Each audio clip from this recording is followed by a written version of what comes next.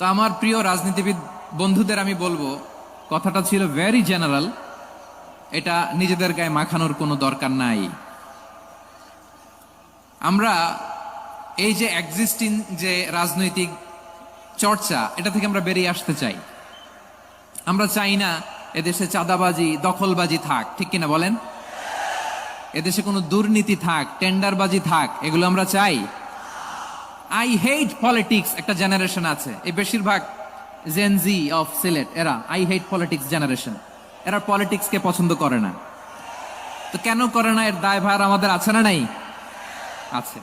এবং আমরা দেখেছি ক্ষমতার পালাবদল যখন হয়, এক সরকার যায় আরেক সরকার আসে, তখন দুর্নীতির ফিরিস্তি আমরা জানতে পারি, এর আগে জানতে পারি না। প্রতিটা দলের ভেতরেই আমরা এই বাজে চর্চাটা দেখেছি।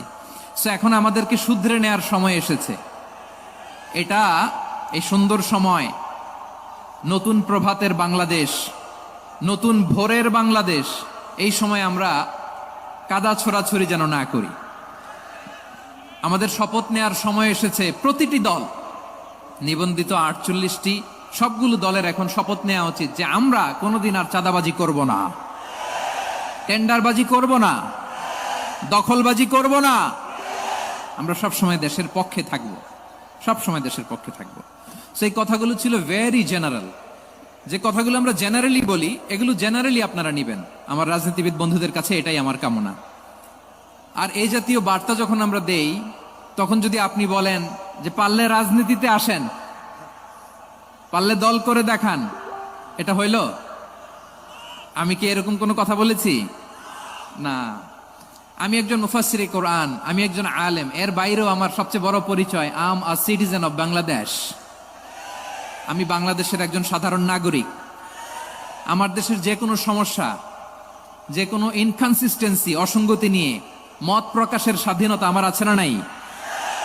আপনারাই তো বাক স্বাধীনতার কথা বলেন, ফ্রিডম অফ স্পিচের কথা বলেন, বাক স্বাধীনতার কথা বলেন। আপনারাই যদি আবার কোনো মন্তব্যের কারণে বলেন যে রাজনীতির মাঠে আসেন, দল করেন, দেখি কতটুকু পারেন, এটা ঠিক হবে না। তাই প্রিয় ভাইয়ের, আসুন আমরা দল মত নির্বিশেষে কাঁধে কাঁধ মিলিয়ে সোনার বাংলাদেশ গড়ি, দুর্নীতিমুক্ত বাংলাদেশ গড়ি।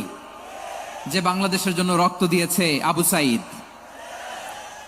যে নতুন ভোরের বাংলাদেশের জন্য রক্ত দিয়েছে মুখ ধরা, যে নতুন বাংলাদেশের জন্য রক্ত ঝরিয়েছে 24-এর যে গণ অভ্যুত্থানের প্রত্যেকটি শহীদের আওয়াজ করে বলেন ঠিক কিনা? আল্লাহ তাআলা আমার দেশকে তুমি নিরাপদ করো, শান্তিময় করো। আমরা যেন স্বাধীন সার্বভৌম বাংলাদেশে মাথা উঁচু করে বিশ্ব দরবারে দাঁড়াতে পারি। আল্লাহ তুমি তৌফিক দান করো। আওয়াজ করে সবাই পড়ি আমিন।